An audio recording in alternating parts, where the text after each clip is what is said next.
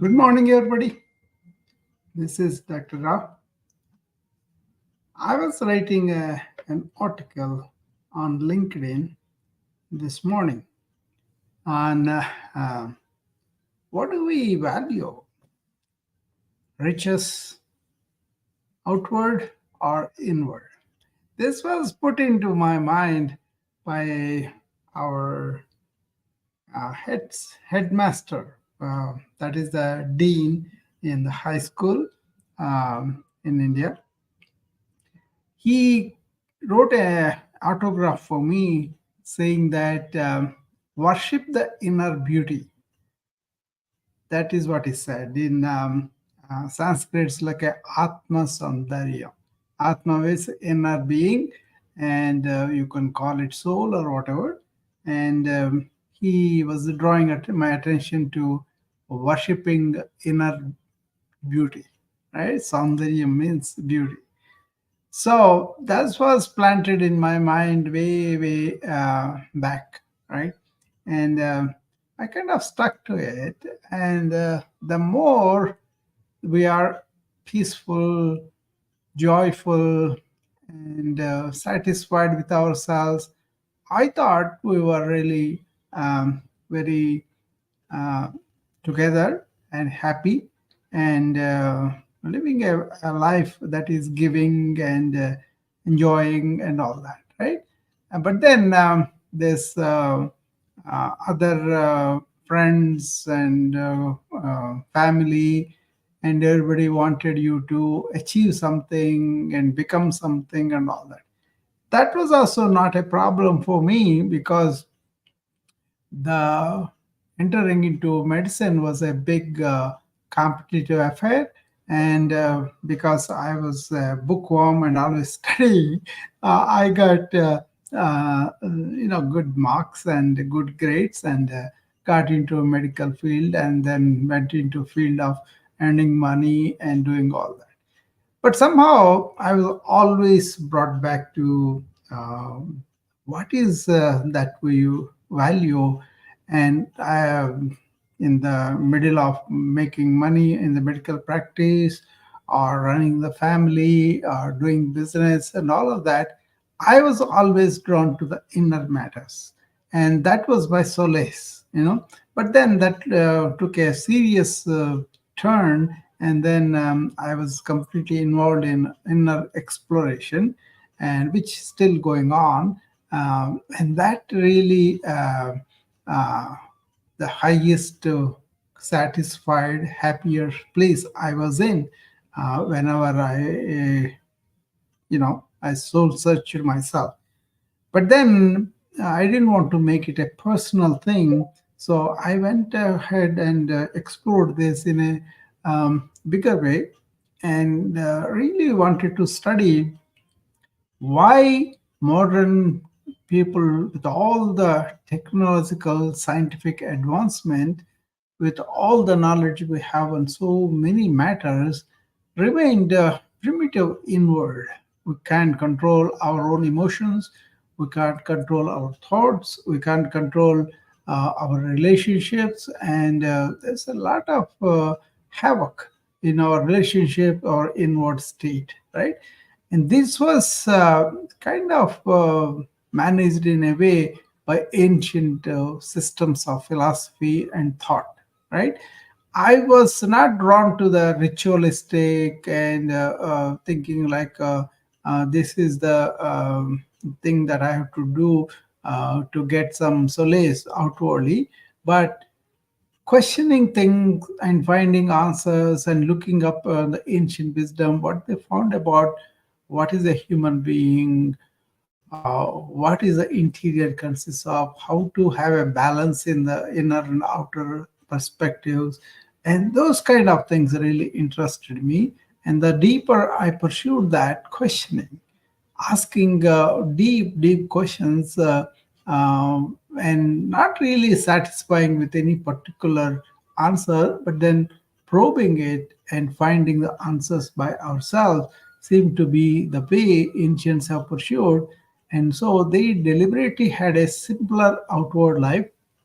That means they were satisfied with whatever they can get to eat, and whatever they can get to wear, and whatever they can sleep under, even under the tree, they were happy, right? But then they sat in inward orientation, meditation, and reflection, and found out significant answers to what is our inner being, what is thought, what is emotion, how do you balance that, and how do you discover joy, contentment, and consciousness, and all the big questions that we are still probing now. They seem to have some question. This is not about religion, this is not about belief, but this is about questioning. This is about asking fundamental questions about existence. That's what they went into. That was thousands of years ago. Now, the present cultures, are they really understanding them or following them? I don't think so, because we give a lot more value to the uh, external things and accumulations, and we look everything outward for our happiness or our pleasures, and that doesn't last long. Only when we really have a victory over the desires and wants of external things, we seem to have some rather mental peace. So that I was more and more convinced of it. Then the more I studied, they have this detachment to outward things, but then deep exploration of inner matters. And when we looked at it, all of us has this yearning to find out, to know the truth, to really live the truth. And some comfort, some things are okay in the beginning, but then after certain stage, they may not be that relevant to our contentment, peace, and happiness inside, right? So uh, they have found a way where they can transcend extreme suffering, but at the same time gain complete fulfillment just by understanding, just by knowing these truths and all that.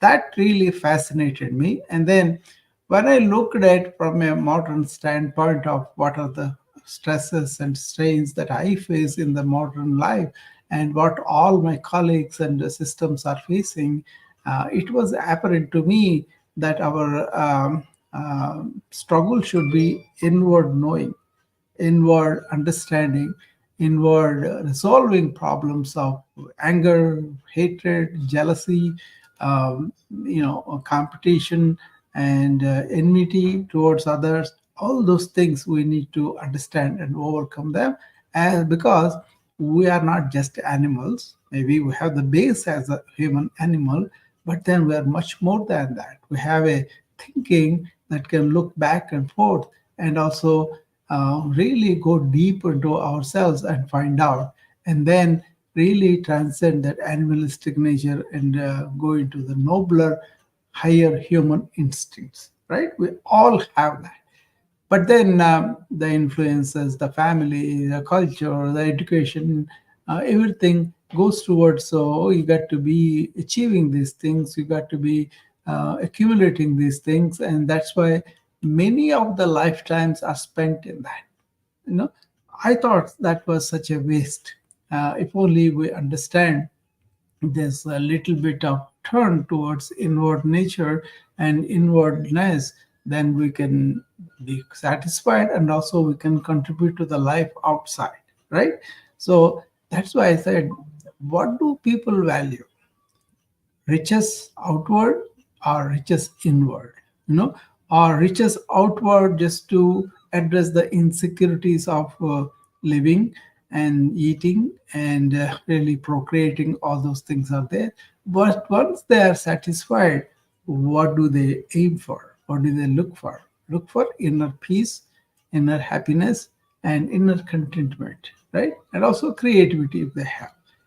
Once I have seen that, it became apparent that modern people have took a long turn towards this ego, and also towards profits and towards accumulations.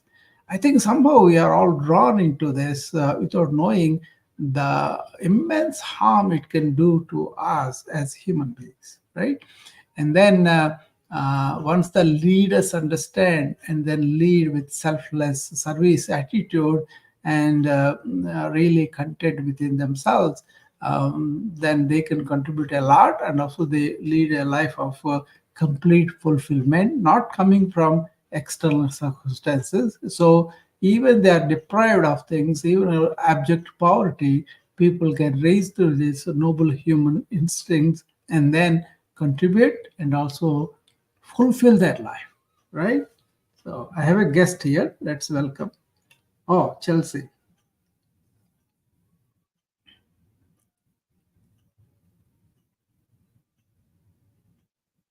Hi, Hi there, Chelsea. Dr. Rao. How are you? Excellent. How are you doing? I am doing great. How do you like this topic? This is a great topic. It reminds me of something I studied in psychology called Maslow's hierarchy of needs. Yeah, yeah. And these needs, I think there's 5 different ones, but it's like you start at the very bottom. You Yeah. have your physiological needs. Mm-hmm. These things are your survival things, like your food, your shelter, things like that. Yeah. And then you have safety, Mhm. like financial safety and stability. You've got physical safety, your health, Yeah. and then you've got love and belongingness. Mm-hmm. And this is where you have, your connections, your relationships, your friends, family. Then you have your esteem, and this is like your self-esteem, having respect for yourself and others. And then at the very top, you have self-actualization, Yeah. which is the whole I have purpose, I have fulfillment. So I think when we're talking about value, Mm-hmm. it's hard sometimes to get the top tier, right? The purpose and the fulfillment Yeah. if those basic needs are not being met. So sometimes I struggle with that because I want to have this purpose and fulfillment, but Mhm. things are not being met to get me there. Yeah. So That is fundamental. Maslow. Only thing with Maslow is addressing our lower self needs versus higher self needs at the self actualization. The latter is okay, but it is not a question of ladder. It's a question of being the self actualization first and everything else fulfilling. That is the ancient view, right? So I kind of see the ego structure and little self can be addressed better if you know that you have a higher self that can actualize. Otherwise, we may get lost in the realization of the lower self itself. That's where the ego develops, and then you have to transcend again. But if you understand, I'm not the ego is my shadow, I am the real nature, then all this struggle about building the ego and then transcending is not there. You see the difference? Yeah, that's what we have to understand. And we are in the modern world. We are taught to think I am important, I have to have an esteem and all that. That particular part developed to extent where people really cannot transcend their own egoic nature. You know, that's where I think ancients were different because they have identified themselves completely inward. You are going out, Chelsea, come back. So that's a good point, Chelsea raised about practical.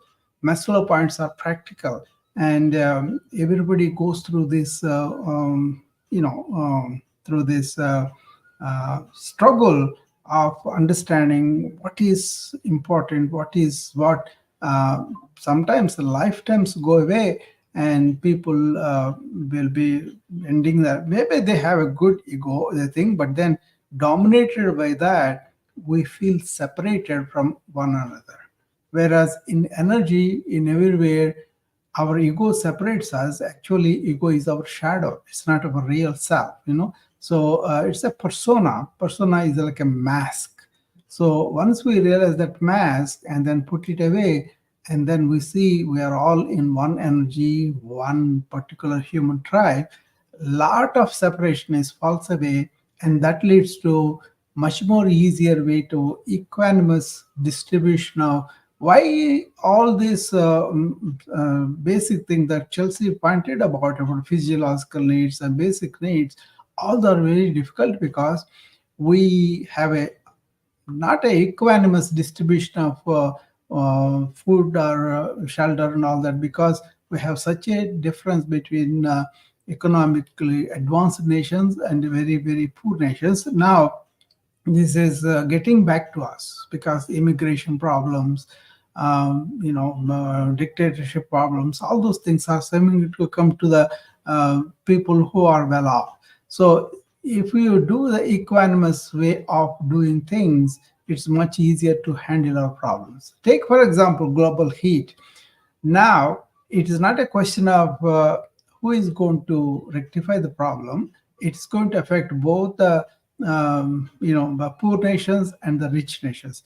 But the rich nations have the means and technology to fix the problem globally, so that it only helps them and also helps other people too. So you cannot say, I'm in the first class, I'm going to run this plane, but if the third class gets a hole and then they go down, I'll be safe. It is like that with the global heat. Everybody is affected if you affect the global atmosphere. Why? Because unequal distribution of food or unequal distribution of wealth as a whole. So that's where understanding our not physical nature or not our egoic nature, but beyond that, we are all human beings, beings of consciousness. So that's where understanding has to be there, where we are all, whatever color, whatever gender, whatever race or nation, we are all one single whole. And that is the understanding you get when you don't separate yourself as egoic structures. Each one may have an idea about, I have to take care of these things for my own survival and all that. But that is the basic. And then if you have transited that, then you will feel other people also have to be having that.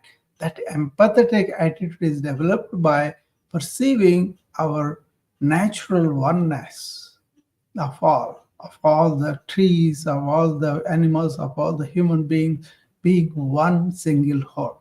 That is lacking when you foster egoic development from the childhood onwards. But if you promote this unity, this oneness, this wholeness that we are all in, then that is a wholesome development. And that is what ancients brought about by saying we are all one family. Vasudhaiva Kutumbakam. The entire world is one family, right? One village, like. And then they said all humans are in one consciousness, one being. That means our inner life sense of life is all there in everybody. And we kind of sidestep it and we give a lot of importance to so-called identities, nation, gender, race, or economic, whatever, those things are given much more importance than this one whole that we are all in. I think that's where turning inward is an important quality of human beings, because they have this intelligence that they can turn and look at themselves, reflect on that, what they have done, what they have learned, and what they can pass on, and to really understand things with the direct perception, not with anybody else. So you have that intuition, right? You have the intuition sense of what is truth, what is good, that kind of thing. So modern psychology is kind of, gives importance to ego in so many ways. And ancient wisdoms taught me how to transcend that egoic nature. And then basic things are done for everybody, but only few in the leaders or teachers or parents, what they can learn about this oneness of all of us and promote the equanimous nature of distributing things that will be taking care of our basic needs, like Chelsea was pointing out, the physiological needs and all that. And then we can aspire at least top people in each society, like a parents or like a teachers, like a political leaders. They can have this equanimous nature and promote better distribution of our wealth. You see, if you take the food, for example, we have the food to feed for the entire humanity. So many millions of or billions of people, right? 7 or 8 billion. But we waste so much food that other countries have so many people going without one meal a day, you know. So that's a, terrible situation, because that we don't equanimously adjust to each other's needs. Okay. Anyway, I'm not judging anything, I'm just talking about what is out there as a practicality that we can see, right? We don't have to jump up on the high horse and say you are wrong, he's wrong. But all I'm pointing out is there is wisdom in the ancients, the way they led their life. First of all, they made the outer life simpler. And you can see we are not simpler outward. We have to have so many things to even to exist, right? Electricity, all the technical things, all the vehicles, all the things that we promote that are not really basic needs, but then really make people addict to things and then make them buy them and then contribute to the pollution and all that. Okay, in India, everybody has 3 or 4 cars, I believe now, each family, and they have terrible traffic system and really cannot even park in their own house. So it's a havoc. It's a anarchy to see so many cars producing so much of carbon. So what wisdom is there? You see, so India is also same as a modern society. They are trying to adapt to this modern, leaving what was the ancient wisdom in their own culture. That's too tragic. But then I'm here in the United States, living here for 40 some years. Now I adopt ancient wisdom to apply with my patients, with my friends, with my own self, and with my family, and I'm finding contentment and satisfaction and fulfillment within. So that's what I'm talking about. So we as human beings all have that intelligence to turn inward and find this beautiful diamond that I have always talk about, which is full of contentment, satisfaction, and peace, and happiness, and tranquility. Okay, that is possible. Okay. Anyway, that's something of a viewpoint I'm presenting. So you can evaluate it for yourself and see what this orientates towards external things and accumulation of things, or thinking that I will get this, then I'll be happy. So I have to strive for this. How true it is, you got to reflect on it and find out, and then if you kind of sit down twice a day in reflection of what happening, what is going on, what is that you want, what is that is being accomplished. Are you chasing oasis, or like a mirages in a desert, then you will identify many goals are mirages. You strive very hard, you are happy while you are doing that, but once the goal is reached, it doesn't stay long. It's transient, right? So maybe a balance would be good. Maybe understanding the deeper things, at least for few people, leaders can apply that. That is where I talk about servant leadership. Okay, I am coming here to serve my friends, not to dictate terms to them, but just be available to present a viewpoint that they can take it up and think about it, and they find the truth of that by themselves, and then make sure that it is applied in their life. Okay, so I wrote an article on this, and it's in the LinkedIn. So if you are following me, you can go and read that article in LinkedIn on inner and outer riches. And so then you will understand what I'm talking about too. It's a much more descriptive, much more detailed. But here is more like I want to present this viewpoint to my friends and also invite any discussion if they should have. Okay. So anybody else has any comments or statements that you would like to make, you can come and talk to me about it, and I'll be happy to engage you on that. Otherwise, I'll be hanging up in a few minutes. I'm following people who are visiting me and listening to me here, so that's the courtesy I can extend because they have come to listen to me. I'm following them, and if they should be talking about any matters like this, I'll be happy to come and participate.